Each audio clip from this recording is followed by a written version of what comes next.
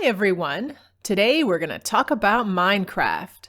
If your kids haven't already asked about Minecraft, chances are very high that they will. This game is everywhere. In addition to the game, there are clothes, toys, stuffed animals, Legos, plastic swords, lights, more. Here's just a small sample of the Minecraft objects in my house right now. Now, a quick disclaimer before we get started. This is all just one mom's opinion. You need to draw your own conclusions and do what's best for your kids. Now, some parents think kids should only play with handmade wooden toys until they're 16.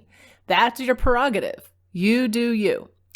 I'm just trying to give you the information I found to save you from spending the hours I've spent looking at this game.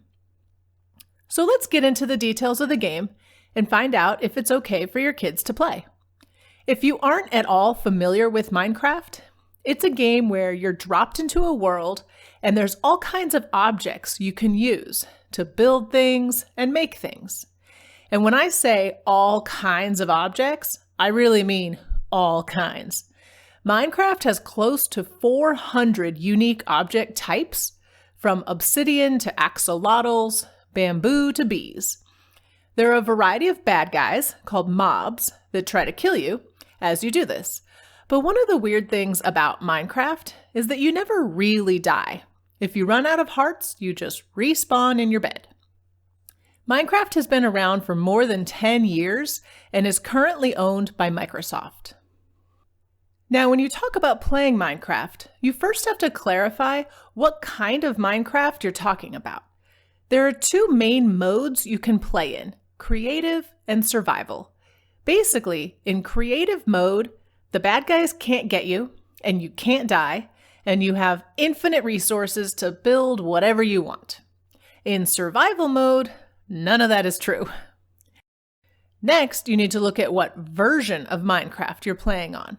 There are 3 main versions: Pocket Edition, Bedrock Edition, and Java Edition. Pocket Edition is for mobile devices. Bedrock is for PCs as well as gaming consoles like PlayStation and Xbox. Java Edition is for PC only. Each edition basically goes up in complexity. I've seen 3-year-olds manage to have fun with Pocket Edition. Java Edition is harder to get the hang of, but you have the opportunity to do all sorts of fancy mods and can join a lot of user-created servers. So let's get into some of the ratings on this game. From a violence perspective, it's really not that bad, in my opinion. You do fight the bad guys, but there's no blood or gore.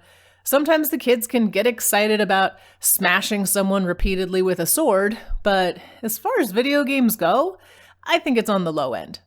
And if you stick to creative mode, you never have to fight the mobs at all. So I'm going to put this at the low end.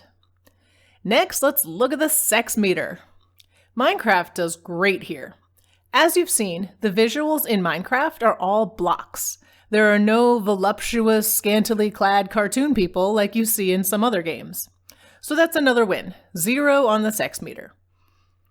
Now, the cost meter gets slightly more complex because it varies somewhat based on the version you're using. First, the game is not free. You're looking at between $7 and $30 depending on the version. Then, with Bedrock and Pocket Edition, there are some options to buy things called mine coins. These are those terrible in-app purchase opportunities that we parents hate. On the positive side, if you're using Java Edition, there's a rich community of creators making all kinds of free stuff to use. My son uses Java Edition, and we've never spent a dime beyond the initial game purchase. You can join thousands of servers, make your own servers, download free skins for your characters, install user-created mods, all for free. I should note that some of these things aren't exactly easy to do, though. My 10-year-old knows more about IP addresses and starting and stopping servers and downloading jar files than most adults know. So be ready to learn some stuff.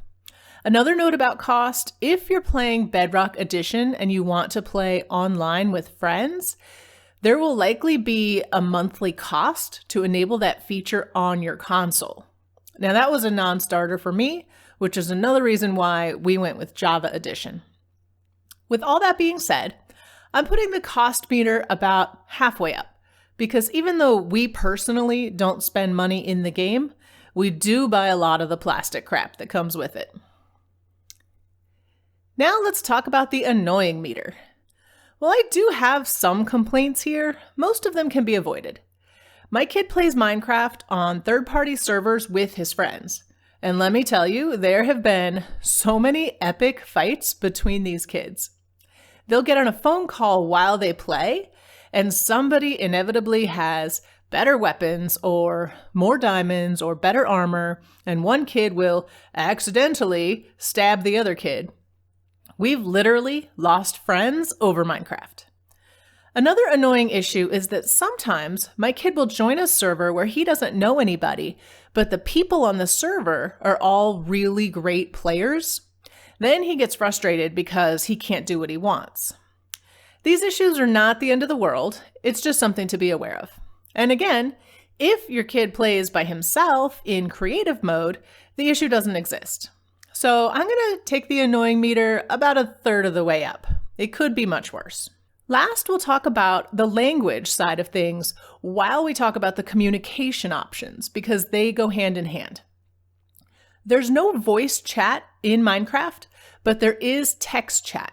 So theoretically, strangers can post inappropriate chats on a server that your kid sees. However, Microsoft has recently added some better rules where if a person is being inappropriate in chat, you can report them and they can be banned. So at least that's something. We've seen a couple inappropriate chats, but it's pretty infrequent. And again, this can be avoided if you don't let your kids play on servers with strangers. We'll put the language meter about halfway up, although I think that may be overstating things. I'm waffling between a medium and a low. So where does that leave us? In the end, I think the pros of Minecraft far outweigh the cons.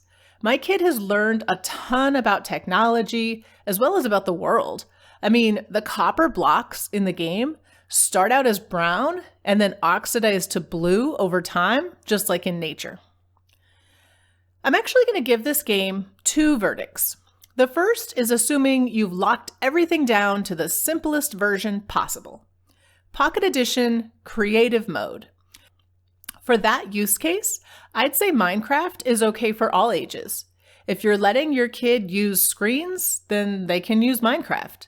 Just make sure you've password protected the ability to make purchases on your device. Next, let's look at full strength Minecraft. So Java Edition multiplayer servers.